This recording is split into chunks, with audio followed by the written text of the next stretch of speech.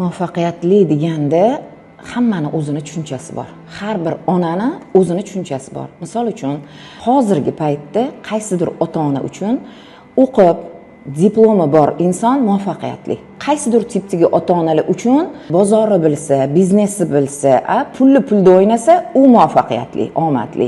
Endi buni ajratib olish kerak. Aslida ota-ona o'zi nimani xohlayapti? Ba'zi bir holatlarda ota-onani qilayotgan xatosi o'zi bo'la olmagan, o'zi erisha olmagan holatini farzandida ko'rish xohlaydi. Bunda farzandi qiziqishi bilan hech kimning ishi yo'q.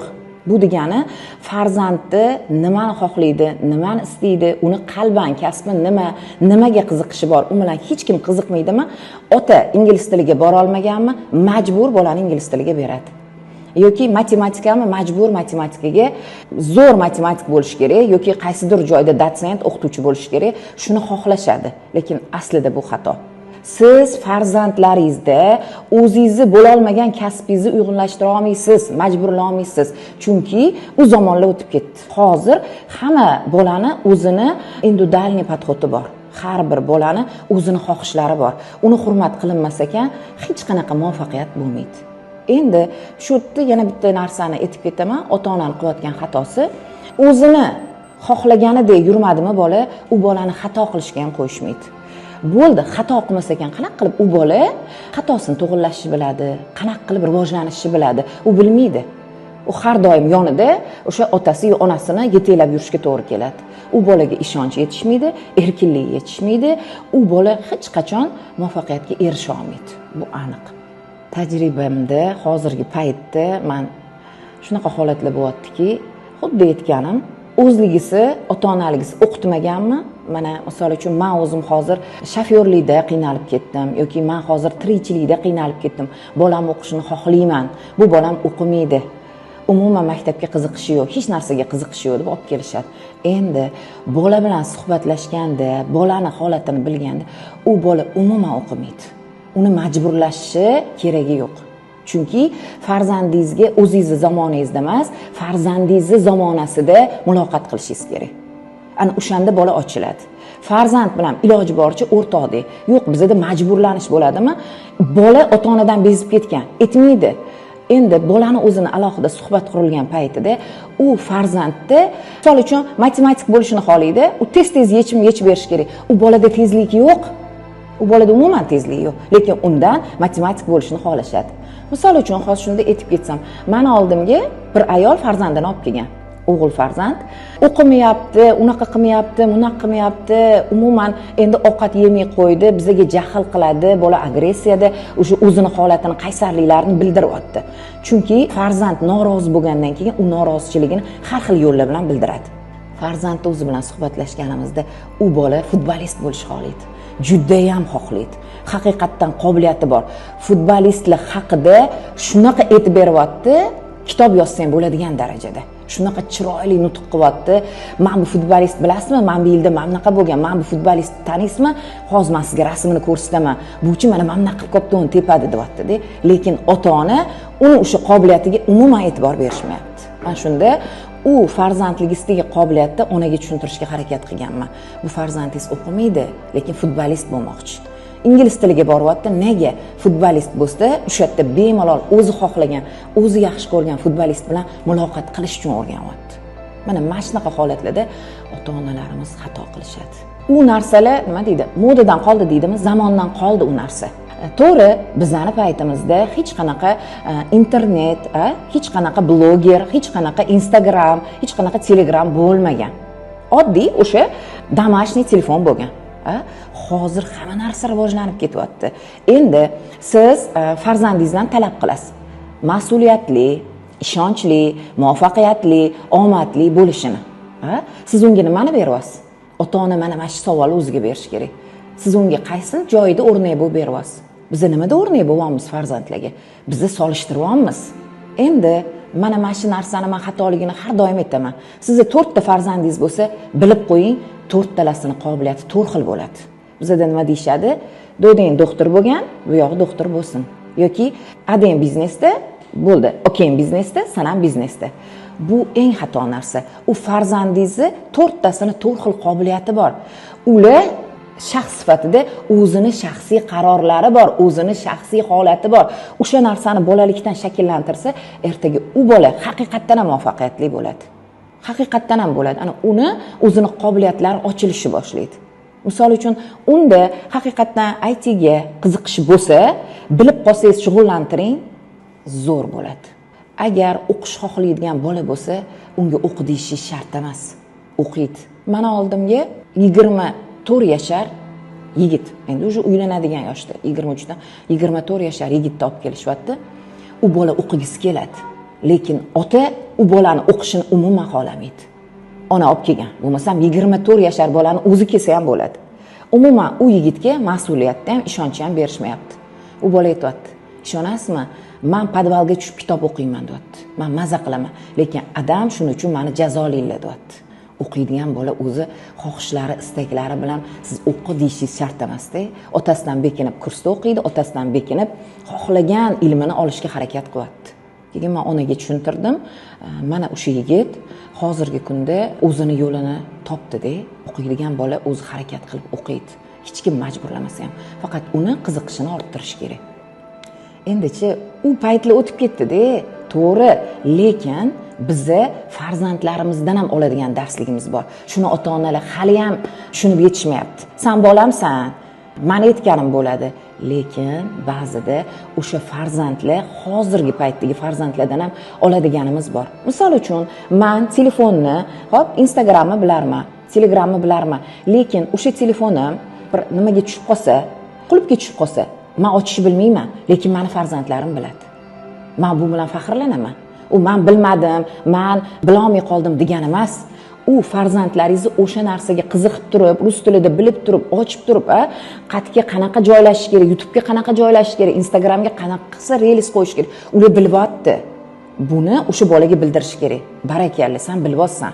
Men ishonaman deganingda u bolada ishonch oshadi. Bizda xuddiki u katta bo'lib qolgandek, ona o'zini pastga urgandek. Men bunaqa holatlarda men maslahat berardim, onalar o'zini bolaligi bilan bitta ishlab olish kerak. Chunki onalarimizni, ota-onalarimizni o'zligisini bolalikdagi travmalari yopilmagan bo'ladi. Yopilmadimi, bu bolasini o'sishiga qo'ymaydi. Mana adam ruxsat bermagan, senga ham ruxsat yo'q. Mana onam qo'ymagan, senga ham ruxsat yo'q. Yo'q, u zamon emas. Ali roziyallohu anhu aytganlar: farzandlaringizga o'zingizni emas, ularni zamonasida munosabat bildiring debdi. O'shaning uchun men har doim kurslarda aytaman, onajonlar, agar farzandingiz bilan munosabatingiz yaxshi bo'lmasa, birinchi o'zingiz ilm oling deyman. Chunki ba'zi bir holatlarda farzandini yetaklab kelgan onalarni farzand u yoqda qolib ketadi. Onalarni o'zi bilan ishlashni boshlaganimizdan keyin farzanddan kutilgan natija olinadi. Konsultatsiya olish kerak unaqa onalar. Chunki o'zini ichida ota-onasidan normalniy xafagarchiligi, xafa bo'ldimi, alamzadaligi bo'ladi. Alamzadaligi bo'ldimi, nafrati bo'ladi. Bu narsalarni to'g'rilab chiqmas ekan, u bolaga udar bo'ladi.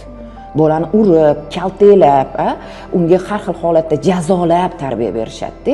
Chunki o'zligisida shu holat bor. Bu bolada ayb yo'q. Bunaqa holatlarda ota-ona o'zini ichki bolasi bilan kelishish kerak, o'stirish kerak. Bunaqa holatlarda farzand o'zini xohishlarini uyalmasdan turib, ota-onasiga ochiqchasiga yetkazish kerak. Bizda ochiqchasiga gapirishga ruxsat berishmaydi. Voy, sen nima deyapsan? Jim o'tir. Senga gapirish kim qo'yibdi? Sen adangga gapirayotganing bilyapsanmi? Oyingga gapirayotganing bilyapsanmi deyshadi. Lekin farzand ham shaxs. U ertaga bir joyga borib, biror lavozimda o'tirib, o'zini fikrini bildira olishi uchun ona uni fikrini eshitish kerak. Bizda eshitilmaydi. Onalarning xatosi mana shu yerda.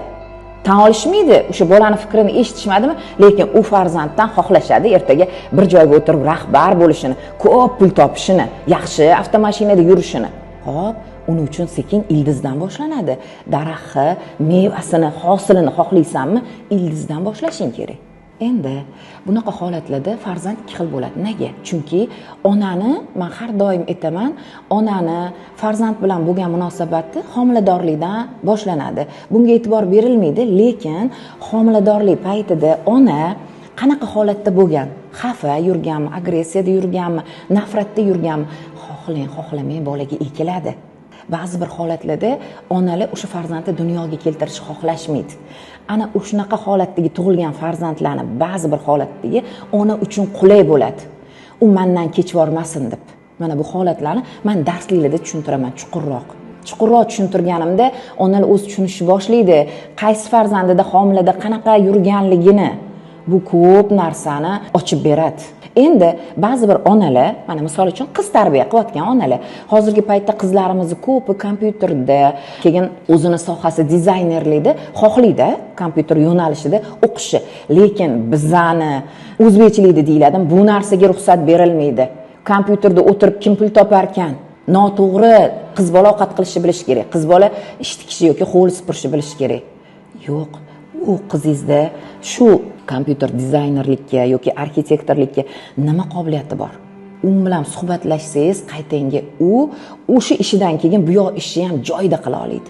Endi ona o'sha o'zi xohishlariga yaxshi munosabat bildirmadimi? Ishoning, u hovli ham supurmaydi. Choy ham damlamaydi. O'zini yegan ovqatini idishini ham yuvmaydi. Qarama-qarshi o'tadi. Tushundingiz? Qaysarlik o'tadi. O'shaning uchun har doim aytadiganim, onalar bilan farzandlar o'rtoq bo'lish kerak. Uni eshitib bilish kerak. Bizda eshitilmaydi, xatosini qabul qilinmaydi. Hozirgi paytda buni hamma ta'kidlayapti. O'qimagan onalar ham bir sidira bolalarini tarbiya qilib ko'rdi. Endi ma'lum bir oilalar tushunyapti, hali ham ma'lum bir oilalar tushunishmayapti. Endi qarang, siz turmush o'rtog'ingiz bilan farzandlaringiz bor. Turmush o'rtog'ingiz har kuni o'zini ish bilan band. Farzandlaringiz bilan ko'proq kontaktda sizmisiz? Xo'p, endi siz o'zingizni boringizni bolalaringizga berasizmi?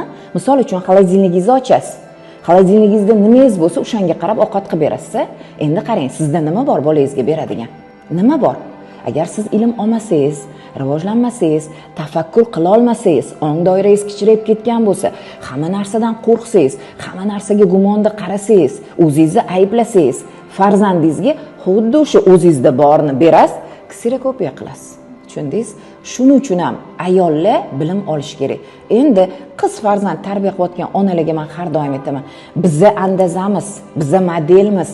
Xohlang, qiz farzand sizda qanaqa holatni ko'rsa, xuddi o'shani takrorlaydi. Endi qarang, siz bo'sh vaqtingizda kitob o'qiyapsiz. Ibodatlardan tashqari oshxonalaringizni ozida tutyapsiz. Aytishingiz shart emas. U qiz ko'rganini, eshitganini olishni boshlaydi. Uni ertaga uzatganingizdan keyin ishoning, xuddi siz qanday ro'zg'ori tutgan bo'lsangiz, xuddi shunaqa. Siz kitob o'qi deyishingiz ham shart emas, chunki sizda ko'ryapti o'sha narsani. Sizda ozodalik, akkuratni yurishingiz yoki kiyimingizga mos ro'mol o'rashingiz, kiyimingizga mos sumочка ko'tarishingiz bor-ku, xuddi o'shani xohlamang qiz farzandingiz qilishni boshlaydi, chunki model ona. Endi hop, biza o'zimiz bo'la olmaganmiz. Onalarni o'zi xohlagancha kiyina olmagan, o'zi xohlagancha yura olmagan, o'zi xohlagancha bo'yana olmagan-da, lekin farzandida o'sha narsani xohlaydi. Qizi, qo'yvering, shunday chiqib ketaveraman deydi. Nega? U qizda model yo'q. U o'ziga loyiq ko'ra olmaydi. Shuning uchun ona ilmda bo'lganda, har tomonlama ilmda, zamon talabiga yarasha ilmda bo'lsa, farzandini savoliga bemalol javob bera oladi, farzandini shaxs sifatida qabul qila oladi, u bilan suhbat jarayonida uni qobiliyatlarini ochishiga yordam bera oladi. Men o'g'il bola tarbiyasida har doim aytaman, kanikulga chiqdimi, farzandingizda nima qobiliyat bor? Borib ustoz bilan bitta gaplashib keling. Misol uchun, oddiy mashina tuzatadigan ustaga yozda bekor o'tirmasin, mashinaga qiziqyapti bolam. Adasini mashinasini qo'layapti, yo bir narsa qilyapti, yoki elektriklikka qiziqadi. Olib boringda, oldin ustoz bilan suhbatlashing. Suhbatlashgan jarayoningizda u insonni krukozori qanchalik kattaligini tushunasiz, undan haqiqiy erkaklikni farzandingiz o'rgana oladimi? O'zini ishini ustasi bo'la oladimi? Qobiliyatlari ocha oladimi? O'shani bilgan holatda berish kerak. Maktabdan keyinmi 2 soat ana o'shanda bola haqiqiy erkaklarning ichida o'sadimi, u insonni mas'uliyatini ko'radimi, ishiga muhabbatini ko'radimi, odamlar bilan suhbat jarayonini ko'radimi, u o'zini qobiliyatlarini ochishni boshlaydi. 6-7 yoshdan harakat qilish kerak, chunki 6-7 yoshdan o'g'il bolaga muskoy razgovor kerak. To'g'ri, ba'zi bir otalarimiz komandirovkada yuradi, ba'zi bir otalarimiz to'g'ri davlat ishida vaqti bo'lmaydi. Mana shunaqa paytlarda men ayol kishiman, ona bo'lib turib nimani o'rgatardim? To'g'ri, ona bo'lib turib nimani o'rgatasiz? Yig'lashni o'rgatasizmi? Arazlashni o'rgatasizmi? Hovli supurishni o'rgatasizmi? Ayollikni olishni boshlaydi. Hozirgi paytda jamiyatimizda nimaga o'g'il bolalarda ayollikka ko'proq ketyapti? Sababi u ona ko'chaga ishonmaydi, chiqazmaydi. Nega chiqazmaydi? Xuddiki yomon bolalarga qo'shilib ketadi. Onada qanchalar qo'rquv bormi, bolaga o'shani rahmdilligini, bechoraligini xohlamasa singdiradi. Endi u bola qanaqa qilib ertaga o'zini erkakligini ushlab bera oladi? Kasbda ham xuddi shunaqa. Hozir 20 yosh, 22 yosh shunaqa yigitlardan hozir kelishadi konsultatsiyalarga. Iltimos, meni holatim mana shunaqa. Nimaga men rahmim kelib ketadi? Nimaga men yig'lagim kelib ketadi? Chunki u onani oldida ko'p yuraverganmi, onada nima holat bo'lsa o'sha o'tib qolgan. Shuning uchun ham o'g'il bolaga murskoy razgovor kerak. Raz o'sha narsani bera olmayapsanmi? Qiziqishiga qarab. Misol uchun kompyuter sohasida bitta ustozni gaplashganda o'sha bolang bilan birga ishlasin. 2 soat 2 soat. Bolada tajriba, bolada ongi o'sishiga, rivojlanishi uchun bu katta yordam beradi. To'g'ri, har bir narsani ziyoni bor. Unda o'ylab qarasangiz, har bir holatda ziyoni bor, ziyon tarafi bor. Misol uchun, ovqatni ko'p yeb qo'ysangiz ham ziyon, ko'p uxlashingiz ham ziyon tarafi bor. Xuddi shunaqa kompyuter, telefonda qilayotgan ishlarning ziyoni bor, foydasi bor. Siz foydali tarafiga yo'naltirishingiz kerak. Qiziqyaptimi? Hamma ham qiziqmaydi. Misol uchun, hozirgi paytimizda mana shu 26, 28 yashar yigitlar sensor telefon tutmaydigan yigitlar bor. Bilasizmi, e'tibor berganmisiz? Men e'tibor berganman. Oddiy telefon tutadi. Unga qizig'i yo'q, chunki u qiziqmaydi. To'g'rimi? Endi 7 yoshdan ham qiziqib, shu telefonni ichiga kirib, bunda qancha holat bor ochib bera oladigan 7 yashar bolalar bor. Qobiliyat u. Vaqtida kerakli foydalanish kerak. Men hech qachon bu narsadan to'xtatishni maslahat bermaganman. Hamma narsani me'yori bor. Uyquni, ovqatni, darsliklarni, buni ham 5 yoshdan keyin. Hozir bu gapimga ko'pchilik ota-onalar voy bu deyish mumkin, lekin aslida bu xatoni tug'ilishi bilan qilishyapti-ku. To'g'rimi? Enaga qilib qo'yishgan-ku. To'g'ri? 1,5 yashar farzandi to'polon qilsa telefonni yoqib berib turib, mashani qo'yib berib turib, xohlagan ishlikni qilishyapti-ku. To'g'rimi? Endi hozir mana shu joyda zararni aytib ketaman. Bizani onalarni hozirgi paytda farzandim 3 yosh bo'lsa ham, 2 yoshdan oshsa ham gapirmayapti. Nega bolam gapirmayapti? Sababi bolaga voqli telefon berib qo'yiladimi, bola faqat eshitadi, u gapirmaydi. Uning uchun telefonni to'xtatish kerak. Bola o'sha gapirishi uchun. Hozirgi paytda Coviddan keyin deyiladi, farzandlar dunyoga kelyapti, chunki hammada o'sha qon quyilishi deyiladi, meditsina tarafdan olganda, farzandlar qon quyilishi bilan dunyoga kelyaptimi? Onada qon quyilyapti, farzand dunyoga kelyaptimi? Bolani miyasi shakllanishi sal sekinlashgan. Buning uchun vitamin, har xil vitaminlar berishyapti, preparatlar berishyapti. Shunga yordam sifatida ona bola bilan razgovor qiladi. Bola bilan gaplashishga harakat qilish kerak. Bizda onalarni juda ish ko'p, telefonni berib qo'yishadi. Marsha, siniy traktor xohlaganini bola faqat ko'radi, eshitadimi, u bola gapirmaydi. 4 yashar, 5 yosh bo'lguncha ko'plarning shikoyati bolasini gapirmasligidan. Chunki bola faqat eshitadi. Endi shunaqa paytda telefonni olib qo'yib turib, bola bilan razgovorni ko'paytirish kerak. Bu nima? Qara, bu nima? Bu mamni qarang, deyishni boshlanganda sen gapir endi. Sen gapir deb keyin bolaga duduqlanib gapirish mumkin emas. To'g'ri, mana siz bilan qanaqa gaplashyapman? Bola ham shaxs. Xuddi shunaqa gapirishni boshlaganda bola o'sha gaplashishni boshlaydi, hamma taraflama yaxshi bo'ladimi? Keyin misol uchun qiziqsa bersa bo'ladi, lekin internet enaga emas. Hozirgi paytda mana o'qigan bir yigit bilan men suhbat qilib qoldim. Opa, menga maslahatingiz kerak dedi. To'g'ri, o'qigan, o'zini sohasini zo'r o'rganganda aeroportga ishga kirmoqchi bo'lgan. O'zini sohasi bo'yicha aeroportdagilar uni отказ qilishgan. O'ta olmagan, kompyuter bilmaganligi uchun. To'g'ri, bizda oldin kitob o'qisang, kitob o'qish kerak har doim, lekin kitobni qanday o'qib olib borsang, kompyuter sohasini, internetni bilishing kerak, bilishing shart. Chunki hozirgi paytda ba'zi bir kitobdan topa olmagan ma'lumotlarni internetdan topasan. U seni qaysidir miqdorda ong doirang kengayish uchun yordam beradi. Bu zamonning talabi. Foydalanish kerak. O'shaning uchun qaysidir maktablarda yoki qaysidir o'quv markazlarida kompyuter sohasida alohida darsliklar beriladi. Men buni tavsiya qilaman. Chunki bolada og'irlik qilib ketadi, o'zi sportga boryapti, ingliz tiliga boryapti deyshadi, lekin o'shaning ichida bola buni ham eplaydi. Juda yaxshi eplaydi. Ko'rganman-da, joyida eplayotgan bolalarni ko'rganman. Lekin ma'lum miqdorda haqiqatdan mukkasidan ketib qolgan paytda qaytarish kerak. Hamma narsani o'sha normasi bor o'zini. Vaqt belgilash kerak. Misol uchun ingliz tilini yodlashing uchun buncha payt, kompyutering uchun buncha payt. bolada shakllanish kerak. Lekin bilmagan bolalarni ishxonadan отказ qilishyapti. Hozir o'sha yigit o'qiyapti, kompyuterni o'rganyapti, o'zini sohasida ishlashi uchun. Lekin o'shani onasi menga telefon qildi. Siz bolamga nimani tavsiya qilyapsiz deb. Keyin men onasini konsultatsiyaga chaqirib, u ayolga tushuntirdim. Keyin ha deb tushundilar. Tushunishmaydi, chunki onalarning o'zida bilim yo'q-ku, xuddiki kompyuterga kirsa, bolasi bo'lmag'ur ish qilib qo'yadi. Endi qarang, siz nimadan qo'rqsangiz o'sha ish qiladi. Siz bolangiz bilan yaxshi suhbatdosh bo'lsangiz, kompyuterdan, internetdan nimada foydalanish tushuntirsangiz, bola aqlli, tushunadi. Biz bolaga nima qilamiz? Hamma narsadan to'sib qo'yamizmi? Bo'ldi, nimaga to'sib qo'yyapti ekan deb bola xohlasangiz, xohlamasangiz qiziqib shu ish qilib ko'radi. Shuning uchun bolaga, misol uchun, xato qilgani ham qo'yishmaydi, lekin bolaga xato qilgani qo'yishimiz kerak. U xatosidan anglasa, o'sha ishni qaytib qilmaydi. To'g'rimi? Misol uchun siz qayerdadir xato qilsangiz, u xatoni qaytib qilmasligi uchun harakat qilasiz. Endi bolani xato qilishga qo'ymayapsizlar. U qayerdan tajriba oladi? Zato u bolada tajriba bo'ladi. Pulini yo'qotdimi? Tajribasi bo'ladi. Keyingi safar o'ncha-o'nchagingga sol bolam, zamogi bo'lsa, zamogini taqib ol, hushyor bo'l, izdachi yotganingda ham sanab ol, qayerda pul olsang deyilsa, bolada o'sha narsa o'rnashadi. Bizda xuddi shunaqa ish qilsan, kaltaklanadi va jazolanadi. Bo'ldi, bola har doim o'sha xatoni qilmaslik uchun qo'rquvda yashaydi, aybdorlikda yashaydi. Qo'rquv, aybdorlik bolani muvaffaqiyatga olib chiqmaydi. Endi shu yerda yana bitta narsani aytib o'tishim kerak. Hozirgi paytda mana o'sha oldimizga kelayotgan yigit-qizlar bor-ku, konsultatsiyaga kelishadi, o'zini yo'lini topa olmaydi yokida o'zi mustaqil bo'la olmaydi. Sababi u o'zini bolaligini yashab o'tmagan bo'ladi. Qachonki inson o'zini bolaligini joyida yashaganda ko'p muvaffaqiyatlarga erishadi.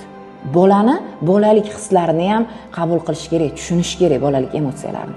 Keyin biz unga darslarda bolaligingizni yashab o'tishingiz uchun nimani qilmagansiz? Pianino chalgim kelgan. Boring bitta chalib keling. Nima qilgisiz kelgan? Men parkka borgim kelgan. Borib keling. Bolaligini yashab o'tmas ekan, uni miyasida million dollarlik rejasi bo'lsa ham, harakati bo'lsa ham, u pulga chiqa olmaydi. Chunki katta pul, katta rejalar katta insonlarga beriladi.